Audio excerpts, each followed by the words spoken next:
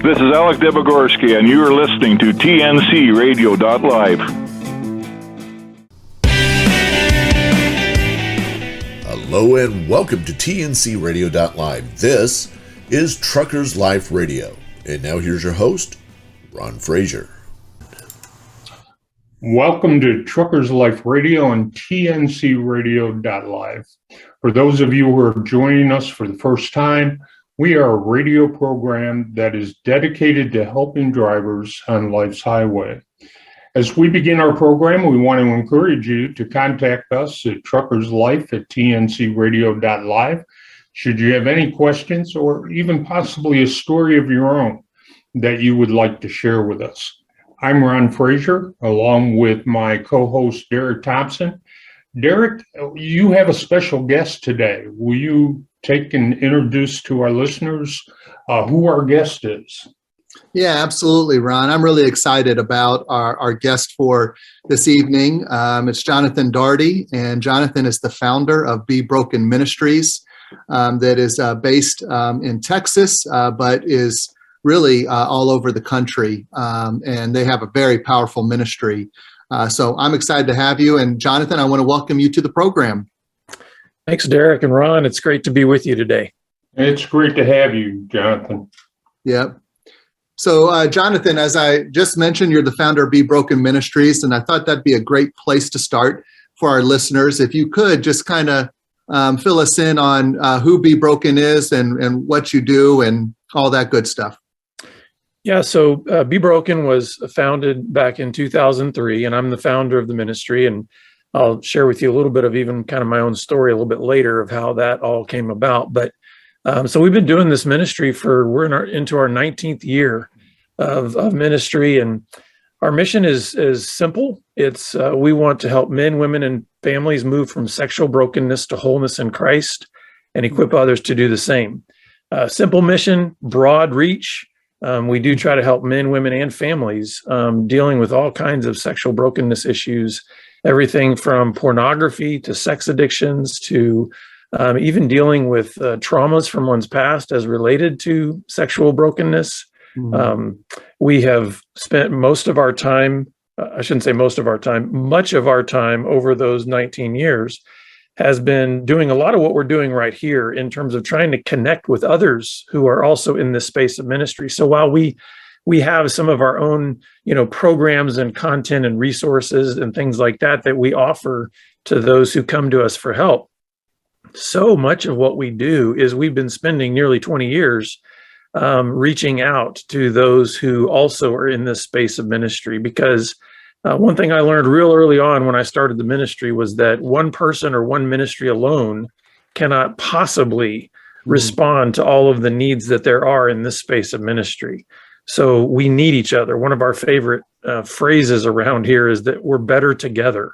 We need others who God has called to be counselors or support group leaders or coaches, mentors, people who might deal with specific abuse issues, even those who are in, dealing with human trafficking and things of that nature. I know that you guys do quite a bit of ministry in that regard as well.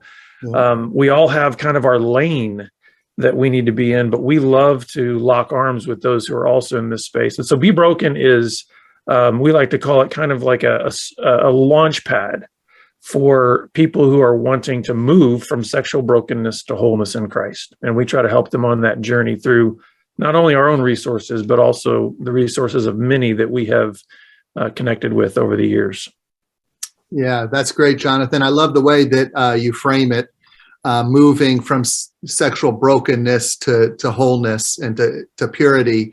That's so powerful because we know there's a lot of different ways that people experience sexual brokenness, from pornography addiction to, as you said, being abused, dealing with that in the past. So just that process from moving from a place of brokenness to wholeness is really powerful. And then the simplicity of focusing on men, women, and children or families. That's really great. So as you mentioned, this was birthed out of your own story. And I'd love for our listeners to hear kind of your personal journey with this and kind of what led you up to the point of then launching Be Broken Ministries? Sure. So I was raised in Central Texas for most of my growing up years. I was fortunate to be raised in a Christian home. Both my parents loved Jesus and they loved each other. But when I was 12 years old, I was introduced to pornography by a friend. And it was not what I was expecting. So I consider that to actually have been a traumatic moment in my history. This friend introduces pornography to me. I'd never heard the term pornography. I never had been told about it. So I had no point of reference for knowing what I was seeing. But it just completely woke up this curiosity in me that I didn't even know I had. Mm-hmm. And then all through junior high and high school, porn kind of became my secret drug, so to speak. And I was learning how to kind of live a little bit of a divided life, meaning nobody knew about this. It was my secret. And I think that's a very common story. We see that a lot in our ministry, is somebody gets introduced to pornography and then it becomes their little hidden away, secret way to manage stress, manage pain, whatever else. And when I got into college, I crossed what we might call the flesh barrier. So it was no longer just about pornography. Now I was starting to be sexual with other people. And that's one of the things that I discovered and learned along the way, is that our sexual lusts, the appetites that want to just consume, are never satisfied. So, and usually that will mean that at some point, that lust will demand that you cross a line that you said you'd never crossed before. Because again, I was raised in a Christian home. I knew where the lines were drawn. At least I knew that much in terms of what God says was okay or not okay regarding sexual behavior. And one of the very clear lines was that every sexual behavior outside of marriage was not okay. So I crossed that line, and I knew where that line was, and yet I still crossed it, sadly, pretty easily. And then I got married because I was certain that marriage was going to cure all of my, lust problems, porn problems. That's another one of the deceptions that I think happens for a lot of people who maybe grow up in the church, is this idea of, we've sort of glorified marriage as this specially unique kind of relationship that in some ways will sort of solve all of your brokenness problems. Right. And that's false. And so when I got into my marriage, I realized the truth, and that was, just putting a ring on my finger isn't going to magically make all of my history of brokenness and pain and wounds and sin go away. But I wasn't ready to deal with it yet. I wasn't willing to deal with it yet. So not too long after I got married, got back into pornography again. And this was the mid 90s. So this was when the internet was just starting to come around. And that's when I started getting onto the internet, and then started using the internet to even set up offline sexual encounters. And so I went really fast and deep in the first 4 years of my marriage, right back into pornography, but now was also turning into a full-blown sexual addiction, where I was using the internet to set up sexual encounters. Eventually, in the summer of 1999, everything came crashing down. I was suicidal. I was depressed. I was just kind of at the end of myself. And as a part of several events that occurred, eventually my wife left. And that was actually the catalyst that God used to break me. One of the reasons why we actually call our ministry Be Broken, there's not only the negative aspect to brokenness in terms of what it causes negatively in our lives, but we also believe that there is a positive aspect to brokenness, because in Psalm 51, the psalmist David says, "A broken and contrite heart, O God, you cannot refuse." And Right. so there is an aspect that's good to brokenness. But 99 was the year that I was broken. And when my wife left, that's when God really just breathed new hope into my life in a way that he met me in that moment in such a profound and personal way that it caused me to actually have a new understanding of what grace really meant. That if God was willing to embrace me in that ugliness of my life, that brokenness of my life, then maybe he really was worthy of trust. And that began my recovery journey. And so for the last, what is that now, almost 23 years, I've been on a journey of recovery and growth in learning what does it actually mean to be a man of integrity. And Amazingly, after 9 months of separation from my wife, God really performed a miracle, and we were restored. We just celebrated in December of last year our 26th anniversary, and we have 3 kids, and just amazing beauty from ashes is what we like to say, is that God really brought something beautiful out of something very ugly. Yep. And we're grateful for that. And part of that then was 4 years into my recovery, God called me into vocational ministry, which is when we began Be Broken Ministries. And he called me with a very simple call. It was 3 words: tell your story. And so for nearly 20 years now, I've been telling my story in hopes that it might build a bridge for others who were in that very broken, desperate place that I was in, that are saying, well, maybe if something positive could come out of that guy's life, Right. maybe there's hope that I can take a step into the light and a step towards something that is good and hopeful and redemptive. And so that's really the whole kind of philosophy and undergirding of our ministries. We want to provide a safe place of hope and healing for people who want to deal with all those issues of brokenness. Yeah, absolutely. Well, Jonathan, I'm super excited that you've continued to tell your story because it's an important one, and it's one I think many of our listeners can resonate with. I know I resonate with a lot of parts of your story as well. It's very relevant, and I'm so glad you are sharing it. We have to go to a break right now, and so there's a lot more for us to cover over the next 40 minutes or so, and I'm excited to continue this conversation after a quick break. Hi, I'm Dr. Christopher Cortman, and now for the Mental Health Minute. I'd like to do a couple of videos on this next topic, and that is helping versus enabling. When you love someone, you want to help them. I mean, if you're a parent or a spouse or a friend, you love someone, you want to do everything you can to assist them. Life is hard, right? You want to give them every advantage. But how do you know if you're helping or assisting them versus enabling them to be stuck in negative things like an alcohol or drug problem or some type of self-destructive behavior? How do you know the difference? Let me give you a simple rule that I created, and I think it's been helpful to me and to others, and I think it might help you as well. And that is, anytime you do something for someone that they could or should be doing for themselves, that's probably enabling. But if you do something for someone when they're doing everything they possibly can to help themselves, you're probably assisting them. You're probably helping them. I'll tell you more about it in part 2.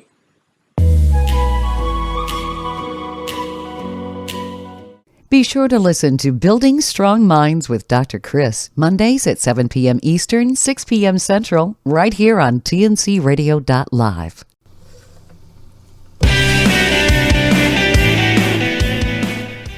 Welcome back to Truckers Life Radio with Ron Frazier, right here on tncradio.live. Welcome back to Truckers Life Radio. We're here with Derek Thompson, my co-host, and his special guest, and our special guest, Jonathan, from Be Broken Ministries. And we want to continue to hear your story, Jonathan. So let's continue on. Yeah, Jonathan, we ended the last segment with you sharing your story, and I'm curious because, again, as I shared, I think there's a lot of our listeners and many of us can resonate with parts of your story, and it kind of gets to the prevalence of this issue. We know, if you didn't know all the data and the stats out there, I think it's kind of common sense that, hey, there's a lot of people that struggle with this. And yet, ironically, many people who are kind of trapped or feeling stuck in this addiction might kind of feel like they're all alone, that no one's kind of experiencing it the way I am. And so I wonder if we could spend some time kind of talking about the prevalence of this issue, Jonathan, and what are some of the trends that you're seeing through Be Broken Ministries when it comes to sexual brokenness and people struggling with addiction. Is there some trends that are interesting to talk about? Yeah, well, I like the fact that you kind of couched it. There's this irony. There is an irony in our culture today where there's being more publicity brought around the dangers and the harms of porn, even from some celebrities that have come out and said, "Hey, I've got a porn addiction and I'm dealing with it." And so there's starting to be sort of a growing number of people that are realizing, porn is really an unhealthy habit. It's really not good for you in many ways, and we can discuss that. Yep. But the irony is that if you look at the growth of the porn industry, it's off the charts. It keeps, there's more downloads, there's more viewing, there's more viewers. And so there's this kind of disconnect between what you're kind of saying is, hey, there's a common sense. If you just sort of look around at people's lives and realize that porn is destructive, or even just look in the mirror and realize that porn is destructive in your own life, and yet we just keep consuming it. The other thing about it too is one thing that we've seen that's been a trend all along. I don't think this has necessarily changed. Is there is still a stigma and a shame around really coming out boldly to seek help for some of these issues. Whether that shame is real in the sense of somebody's literally saying, "Oh, you're such a baby, you're a pansy for getting, there's nothing wrong with porn," or if it's a perceived shame, like if I were to come out, my parents would reject me, or if I were to, say that I've got this secret habit, then my spouse would leave me, or all these types of things. And so I think it kind of keeps people stuck.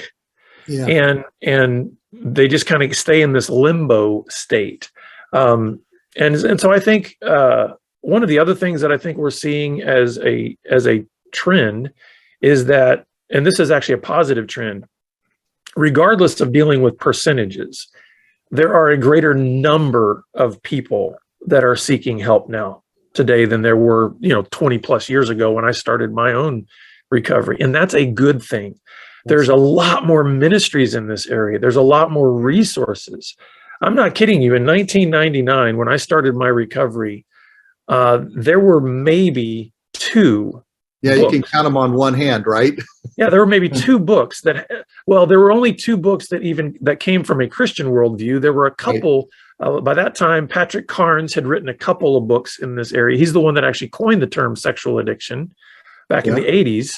But you're talking, there was no resources. So a positive trend is we're seeing far more people that have had a similar story to mine that are coming into this space to be helpers in this area. I will say this, one of the things that I've been seeing in our ministry over almost 20 years is there seems to be there's always been family dysfunction. As far back as, human beings go, there's always been family dysfunction. I'm seeing a lot more of what we might call significant traumas, even abuse that's going on in a lot of family systems. So when we get, men or women who are wanting to get help for a porn addiction or some kind of sexual addiction, well over half of all of the people that we are serving have traumas and abuse in their history. I would say more than 3/4 of them have trauma and abuse in their history. And it's interesting because a lot of people have been in recent years trying to move away from kind of the abuse or trauma model in terms of saying, oh, that's what led people into pornography. And I get it. We are so saturated with pornography now that there's a lot of other ways that people can get hooked on porn than just having either an abuse or a trauma in their history. But that being said, abuse and trauma have not gone away as a huge foundation for a lot of people that do end up becoming addicted to porn and other kinds of sexually addictive behaviors. Yeah, that's powerful. Would you say, do you think pornography, abuse and trauma can be a contributing factor to people then seeing pornography as an outlet or an escape, or just, again, a behavior that they use? So there's the connection that way. Do you think, is it likely the pornography then also can create trauma and abuse? Absolutely. And part of this is because there have been trends in the changes within pornography itself. Right. You know, even if you go all the way back to really kind of the beginnings of sort of what we might call the modern day porn, back to the Hugh Hefner era in the late 50s, early 60s, and then moving through the sexual revolution of the 60s and then moving forward, you know, you saw really in probably about the first, 30 or so years of the American pornography movement. Mm-hmm. Things were still very much about, if I could put it this way, the whole body in terms of pornography. Yeah. It is not so today, and I'm not going to be what they would call soft porn is what. Yeah, we call it soft porn. Euphemism, yeah. Now you would say the things that would be considered, well, actually, I would even say the things that would be called soft porn today would have been called hardcore porn in 1985. Absolutely. And so you can just even imagine, and I don't want you to necessarily imagine too hard, but then what does that mean about hardcore pornography today? Mm-hmm. In many ways, we have dismembered the person in pornography. It is no longer about even observing a whole person. It's about cutting them up basically into body parts. Right. And so there's even just a graphic, it's just horrible. I mean, and so in that regard, that does then produce a whole new kind of trauma for those who are then viewing pornography. The other thing too is back in, the early 90s or late 80s, when you only had print or video, and I'm not talking about, there was no internet, like you had to purchase a VHS video or something. The amount of time that it would take to develop an addiction would be months. Right. Whereas now with the absolute always on access to pornography 24/7, in a matter of weeks, you can obtain the same level of addictive connection to pornography that it would have taken you months back in, let's say, 1990. And so the speed with which people are getting addicted to pornography, and it's literally changing neural pathways in the brain. Mm-hmm. There's a lot of great research that Fight the New Drug has done on this. And I actually like their approach. They kind of, for the sake of just being based totally in just kind of scientific facts, they said, hey, let's remove all of the moral elements, the faith elements, whatever. And they're not saying those things are unimportant, but they wanted to just show from a strictly scientific perspective that pornography is really not good for you. And I like that, because a lot of people won't listen to anything other than that right now, because if you start with a moral argument, people just shut you off. Yep. So I think those are some of the trends that we're seeing, and we've got to be sensitive to that. Like when a person comes to us for help and we hear about the trauma, we hear about the amount of porn they're consuming on a daily basis, we need to acknowledge we can't bring 1990 methodology in helping them into the 21st century. We need to meet them where they're at and get them the help they need so that they can deal with these things on the physical, emotional, and spiritual levels. When we come back from our break, we'll get into why we should care about this, but you're touching on it right now. You've already touched on just the more knowledge we have about the harm that pornography and sexual addiction and sexual brokenness is having on individuals, but also on families, on children, on our community as a whole. So I'm excited to get into that. I just wanted to reiterate the one trend. I think this is so powerful. What you shared is the speed of which people can get addicted. And that's an important trend for us that's obviously been happening now for the past 20 years. I mean, it's a growing trend because of the internet.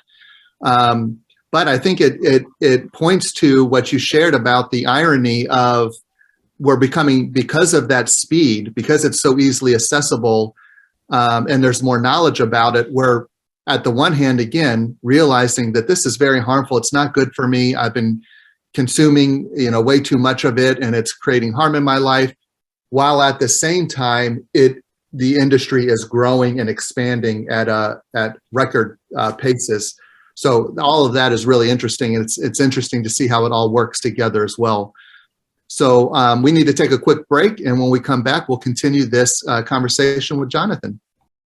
This blog is brought to you by the Truckers Network at app.thetruckersnetwork.net. The dark side of the long-haul trucker lifestyle. A trucker's lifestyle can be a gloomy place at times. The long days, stressful work environments, and loneliness have major effects on a driver's life. The dark side of the long-haul trucker's lifestyle is often overlooked and not addressed. As a result, many drivers suffer from mental and physical health problems. Before entering the trucking industry, long-haul truck drivers need to be aware of the good and bad that comes with this lifestyle. It's difficult to stay healthy. Being in good health is a rare thing for long-haul truck drivers. Life on the road doesn't give drivers many opportunities to live a healthy lifestyle. When you spend the majority of your trucking career on the go, your food options are limited. Although taking an exit to get McDonald's may seem like an easy solution or the easiest option, eating fast food for every meal for weeks at a time can cause serious health issues. Obesity is one of the most common health issues in truckers. If you don't watch your diet and exercise, you could end up developing a serious health problem. Say goodbye to a regular sleep schedule. The trucking industry runs 24/7, 365, so having a regular sleep schedule is rare for long-haul drivers. The loading and unloading times are often never the same. At times, a driver will deliver a load at 2 a.m. one day and 1 p.m. the next day. In addition to the inconsistent load times, drivers can make multiple deliveries a day. This creates a lot of stress on the body and leaves the driver operating on a few hours of sleep. If you're struggling with getting enough sleep and staying awake on the road, check out our blog, 5 Easy Steps to Help Truckers Stay Awake While Driving. You'll feel lonely. It's not uncommon for long-haul truck drivers to feel lonely while on the road. Drivers have very little face-to-face interactions while working on the road. While this may seem like a good thing for some drivers, it can start to develop depressive symptoms. Depression is a common side effect of trucking. To help avoid feeling depressed on the road, talk to your friends and family on the phone at least once a day. As a long-haul truck driver, you can often feel like you're missing out on your loved one's life. Communicating with them daily will help you feel less lonely. It's hard on your relationships. Long-haul trucking can strain your relationship with your significant other. Being away from your loved one for weeks at a time is never easy. In addition to being apart, many drivers struggle with balancing their work life and personal life. Relationships already take a lot of work, but long-distance relationships take even more work. When you become a long-haul truck driver, it's important to be willing to put an extra effort into your relationship. Some quick tips to having a healthy relationship as a long-haul truck driver. Communicate daily. Spend as much time together as possible when you're not working. Consider therapy. Avoid arguments. Trust each other. This blog has been brought to you by the Truckers Network at app.thetruckersnetwork.net.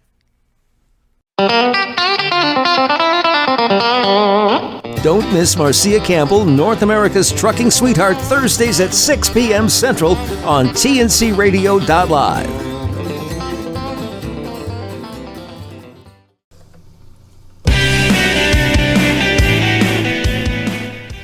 Welcome back to Truckers Life Radio with Ron Frazier, right here on tncradio.live. Welcome back to Truckers Life Radio. We want to remind you that if anything you're hearing on this program is hitting home and it's something you need help with, feel free to contact us at truckerslife@tncradio.live, and we'd love to talk to you. We'd love to try to get you some help if there's a problem that you're seeing in your life. But what you're hearing is definitely impactful, and I'm sure all of us can relate in some way. We all have a story. So we're glad to be back with Jonathan from Be Broken. And Derek, I know you have some more questions for him. Absolutely. So Jonathan, in our last segment, we were talking about the trends that you're seeing through your ministry at Be Broken and just culturally what's kind of happening.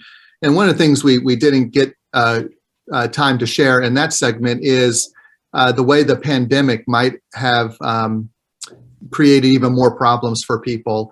And again, I think it's one thing to assume, and I hear a lot of that some assumption that, that this was bad for people, but I'm wondering if you could speak into that, how the pandemic has just made especially pornography addiction even a greater issue? Yeah. So one of the things that was interesting is when when the lockdowns really began to happen in, March, April of 2020, I guess that was, right? Yeah. One of the things we noticed was over about the first 4 to 6 weeks after those lockdowns happened, there were these double-digit percentage increases in traffic on some of the largest porn websites. Yeah. So, I mean, these places are already getting millions of hits, and yet, to get a double-digit percentage increase, like some were 11%, some were 15%, was significant. Yeah. And so you could kind of see what happens when you get certain formulas put together, which is isolation and, completely anonymous and affordable internet access, Right. So you put those things together where you isolate people more, you get them out of either a normal routine or something that's going to pull them out of their homes. And it's like, wow, you can just see how easy it is to then engage things like pornography. One of the things I would just add to that, Jonathan, too, the increase in stress factors too, right? Absolutely. Yeah, you've got the issue of people stressed about their work. You have fear over a real health issue that is occurring worldwide, and people are dying from it. All of those things mixed together, you start to see why also people are going to try to find relief in something that can give them a very powerful pleasure response, because we know about the dopamine and the different chemicals and reactions that are going on in the brain. Those things do provide a euphoric response. And I think people that are looking for relief from all of those things, the isolation, the stress, the fears, porn becomes an easy solution. Now, I think what we've found then over the last couple of years, as people have sort of kind of, if I could put it this way, adjusted to the chaos of the pandemic, is we have seen more people that I think this has become the breaking point for them, where they realize, you know what, I thought before that I had a sense of control over my porn use.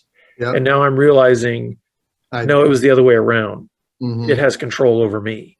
Yep. And so on the positive side, I love the way that God works in a way that he can actually use anything in the natural world to bring about something that could be good.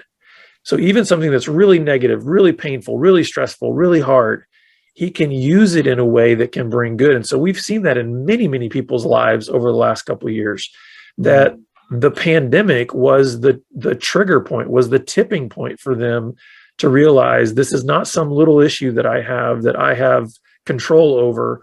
I'm actually realizing on multiple fronts the things that I don't actually have control over, and I would like to seek help for getting well.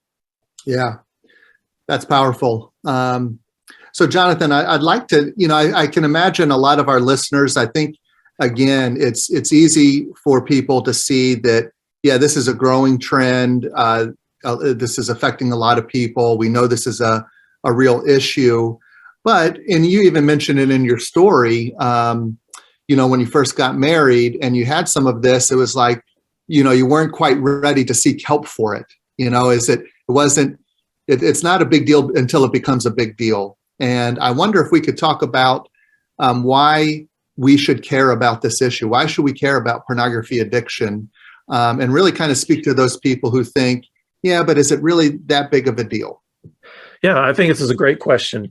I think a lot of the way that people are processing this, or the way people come to the conclusion that I'm not going to get help, is we've had this false propaganda, if I could put it that way, about pornography, that it's quote unquote not hurting anyone. And it's a whole idea of whatever I do privately has no bearing on my public life. It has no bearing on my relationships, no bearing on my work, no bearing on my faith, all these kind of things. And those are lies.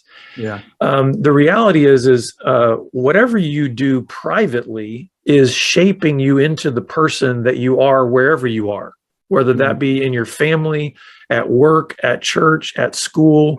So we need to get beyond this idea of thinking that we can somehow have a certain type of private life and then sort of just switch that off. And then now I'm going to go to work, and now I'm going to go, to my spouse, or now I'm going to go to my kids or to my church and somehow be a completely different person. Now we can pretend we are a different person in those places, but it doesn't change the reality of what is being formed in us privately. So for the person who's consuming hours of pornography every day, are they actually seeing their neighbor as an image bearer of God who has intrinsic worth and dignity, who is somebody's daughter or somebody's son, who is worthy of respect and dignity? Or if they're watching 4 hours of pornography a day, are they looking at their neighbor as like body parts? Are they looking at them as an object to be consumed? Because that's really what pornography is teaching you. Pornography is teaching you to take, to consume. It never teaches you to give, to be sacrificial, to love, to care. And so we need to be, I think people need to pause a little bit and actually start asking more strategic questions about what is pornography actually teaching us, and what effect does that then have on us as a society? And in many ways, I think we're seeing it, the effect that it has on society in terms of the sexual abuse that is going on, rapes, all kinds of other things that are happening in our world that I think can be directly linked back to pornography use. Yeah, that's so powerful, Jonathan. I've heard someone use the metaphor of nicotine and pornography being, I'm sorry, the nicotine is the addictive part of that, but the smoking cigarettes and the effect that has on someone's lungs over time. You smoke one cigarette, you don't get lung cancer, but if you build that habit and you're smoking over a long period of time, there's serious consequences to that. And you mentioned, you mentioned your own story, and we know the average age of first exposure to pornography is 12 years old and getting younger. And so if people are beginning that habit at 12, over time, this is building and it can become a very serious effect in someone's adult life. And what's interesting to me about it, Jonathan, is that you wouldn't necessarily notice it, like you wouldn't connect it back to pornography because it's become a natural part of your behavior at a young age, right? Right, and that's just it. It's kind of like, another example is the frog in the pot of water, right? Right. Yes. If the water's boiling, it jumps right out, but if it's slowly turned up, it's going to cook him to death. And I think that's a lot of what's happening. Culturally as a whole, we're kind of slowly being cooked to death. With the continued idea that, listen, pornography it's harmless. It's not harming anyone. It's adult entertainment. The problem is pornographers know that children get hooked on this. And they also know that the average age of first time seeking help for pornography addiction is 35 years old. Yep. So they know that they can get a 25-year customer if they get them hooked at 10 years old. Yep. And so it's not some like innocent little business out there that's saying, oh, listen, we're just marketing to adults. It's like, man, they know they can get these kids hooked and then keep them for 20 years until they actually realize, you know what, this is killing me. I need to get help. Yeah, that's so powerful. Well, we need to take our last break. This has been already such a powerful conversation, Jonathan. So thank you for your time. I'm looking forward as we come back from the break to kind of get into what can we do about this? What can individual people who are struggling with this, what are some resources out there for them to get help? And then also for us as a culture and society, what are some things we can be doing so that we're not just doing the status quo anymore. We're not that frog boiling in the pot of water, but we can become more proactive in seeking help and bringing about better results for people. So that's what we're going to do. And before that, we're going to take our final break. We'll be right back. Hi, I'm Dr. Christopher Cortman, And now for the Mental Health Minute. I promised you in part one of this video that we'd talk a little bit more about enabling versus helping. Let's pretend that you have a son, and this son has a wife and 2 kids, and he's working 2 full-time jobs, and sometimes has a 3rd gig whenever he can. And you say to the son, I'd like to help you get in your first house. So I'll tell you what I'm going to do. I'm going to match every dollar you can come up with. And together we'll put a down payment for you on a new house. Are you helping or enabling? Most people would say helping. He's doing everything he possibly can. But you also have a daughter. She's in her 5th semester of college. She's a freshman. And she's kind of taking her sweet time dropping classes. And she's only compiled about 12 credits thus far. And she says, Daddy, the lease is up. I need you to sign for me again for this wonderful, lush apartment. Sounds like an opportunity to enable to me. Why? Because she's not doing everything she possibly can to help herself. That's probably where a parent has to step in and say, time to come home and let's go to community school or some kind of a change because I'm no longer willing to enable. In my book, Your Mind, an Owner's Manual for a Better Life, I wrote a little ditty on enabling, and it goes something like this. When you call him in sick, he's been drinking with Rick, that's enabling. When she's living for thrills, you've been paying her bills, that's enabling. I know what you're thinking, keep your day job, Courtman. But here's the thing, help people as long as they're doing everything they can to help themselves. Otherwise, stay out of the way and let them do what they can to help themselves.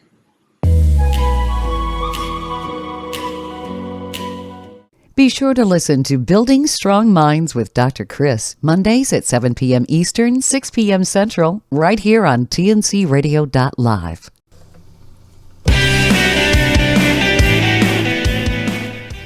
Welcome back to Truckers Life Radio with Ron Frazier, right here on tncradio.live. Welcome back to the program. We're here with Jonathan from Be Broken Ministries. And Derek, I think we'd all agree that we could go on because there's so much relevance to what Jonathan is sharing with us.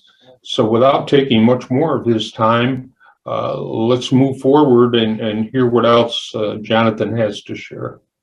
That's right, Ron. Yeah, that's one of the unfortunate parts of having a time limit on this because there is so much. But it's also, I know, Ron, you and I are excited to have this radio program where we can continue to have powerful conversations like this on this topic and so many others. So for our viewers, we hope you continue to tune in for these conversations. Jonathan, we spent our last segment really kind of talking about why we should care about this, the negative impacts that pornography addiction is having in people's lives and other forms of sexual brokenness. And now I'd like to spend this last segment really helping our listeners understand what are some resources that they can access to get help. One, and I'd like to speak first to a listener who maybe has had this habit over a long period of time and is at that place that of saying, do I really need to get help for this or do I not? If there's a listener out there that's at that place and they're saying, you know what, I'm ready to get help, what would you recommend for them? Well, the first thing I would actually say to that person is you are not alone on the journey of getting help. I think one of the biggest lies that we can tell ourselves, and I think the biggest lie that the enemy of our souls can tell us, is that you're all alone in this. Nobody wants to help you. Nobody is there for you. Nobody would like you or care for you after they heard the things that you've done. And those are all lies. And so I would say to that person, your story is worth being told. You are worth recovery. You're worth whatever it takes for you to get well. Your value was actually demonstrated by God on the cross in his son. That's how much you're worth. Your life is worth the life of God's only son. And so I want that, I would love for that to resonate in a person's heart, so that they could then have the courage to say, you know what, maybe I can step into a support group or reach out to a counselor. And that's really what our ministry does. We help people take that first next best step in trying to discover what it is to live free from these entanglements. And so I would say, the good news is, again, there's lots more resources out there now. I would encourage any of your listeners to reach out to us at bebroken.com. All of our resources and contact information is on the website. We take it very seriously to hold in confidence the things that people tell us. Again, we are about trying to help people take that next best step. And we are going to treat every single person who contacts us with the dignity and respect they deserve as an image bearer of God, no matter what they've done. Truly, and I mean that. And I feel like our staff and volunteers have proven that for nearly 20 years, that there's literally nothing anybody could tell us that would cause us to go, oh man, I don't know, that's a little bit too much, or you've gone too far, or right. I think there's a limit on God's grace for what you did. Right. That's just not true. Every person can get well and get help. Yeah, those are powerful words and such a powerful reminder for us all to hear. I want to just clarify too, it's already been put out there, but I think we can quickly assume this is for men. And I know your ministry is not for that. So for a female listener, could you just speak to them real quick about the resources for them as well? Yeah, again, our ministry is about helping men, women, and families. So it's while we a lot of our direct care resources, we started mainly as a men's ministry. So that's where a lot of our direct care resources are, as men, and then also wives. We've got a wives care ministry. But we have made some incredible partners over the years with some phenomenal women who do amazing work in women's ministry, with women who are struggling with pornography or have their own history of sexual brokenness and maybe addiction or even abuse. And we connect women to those resources that they need in order to heal. So there's absolutely help through our ministry for women who are struggling as well. And for any women who are interested in getting more information about those resources, you can actually just go to our website at women.bebroken.com to look at all the resources that we have for women who are struggling. That's great. Thank you so much, Jonathan, for sharing that. And it's so important to know that those resources are available and where to go. I know you've written some books, Jonathan, and you have some other resources. I'd love to give you some time just to share what you have, and some books, yours that you would recommend, but also maybe some other resources, and again, where people can find those. Yeah, absolutely. Well, if anybody would be interested in the book that I wrote, that was kind of my biography, I wrote a book called Secrets. And that does kind of outline my story. And a lot of people have found hope, especially men they're wondering if they want to come out of the dark and actually, take that next step to get help. It's often helped give guys courage to say, okay, I can take that step. I would say that one of the resources that I wrote is called Grace-Based Recovery. Mm-hmm. And I wrote that after being in ministry for 10 years, because I realized after traveling around the country, being in a lot of men's groups and support groups and all kinds of things, that unknowingly, a lot of these environments were performance-based. A lot of these support groups were more performance-based than they were grace-based, meaning that you sort of felt like your worth and your value was related to your performance. How well are you doing in your recovery performance-wise, rather than having the environment established on the grace of God, that your value does not change based on your performance. God does not change his affection and his love for you because you performed well or poorly this week. And so I wrote that book in order to try to help people create grace-based environments, because we really do believe that it's the grace-based environment where people are going to actually get the healing that their heart needs from the wounds of their past, but also it's a place where they can grow in grace and truly break free from those patterns of addiction. I would share one more resource that I think can give people a much better overall understanding of God's design for sex, because sometimes if we don't know what true north looks like, we don't know where to set the compass. Right. And it's a book by my friend, Dr. Julie Slattery. It's called Rethinking Sexuality. Because I think sometimes those who have grown up in the church, we grew up with a very narrow understanding of what sex is all about and what God's design for sex is. And she's done a phenomenal job in that, of helping us get a broader understanding of why did God even create us male and female? Why does sex matter? And what does it have to do with the gospel? And so that might be a good resource as well. All of those books that I just mentioned, they're available on Amazon or pretty much anywhere books are sold. We have the two that I mentioned that I wrote, Secrets and Grace-Based Recovery, on our website as well at BeBroken.com. Hey, Jonathan. Yeah, go ahead, Ron. Jonathan, you also have a 3-day intensive that you hold in Florida and Texas. Is that correct, for men?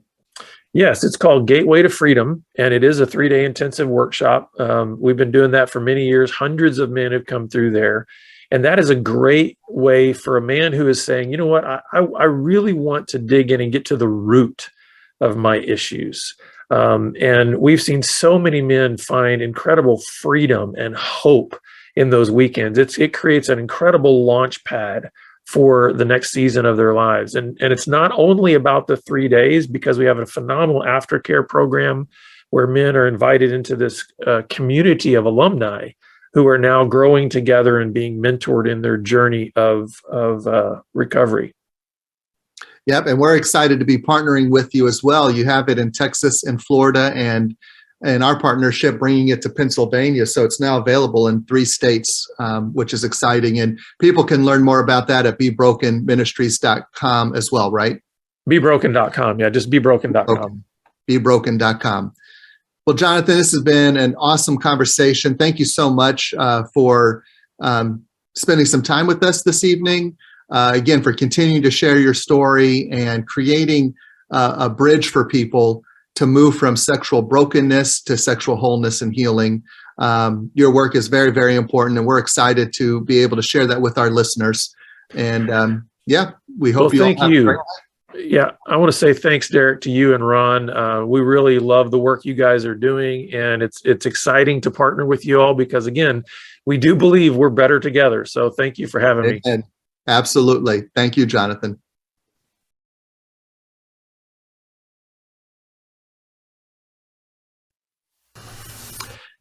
If you are wondering if it's worth it to actually get help, to reach out for help, I know what that feels like. I know the fear.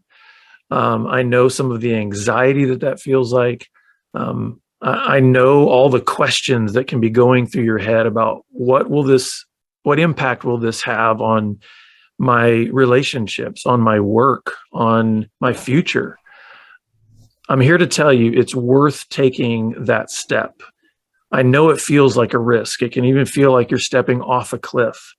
But I want to encourage you today to take that step. There are people waiting and ready to catch you, to help you, to give you the courage and the hope that you need to get well and to live the life that you've always wanted. Please reach out to us. Our website, again, is BeBroken.com, and we would love to help you take your next best step. Join Shelley Johnson and Kathy Tuccaro every Tuesday at 7 p.m. Central Time for Women Road Warriors on your driver navigation station, tncradio.live.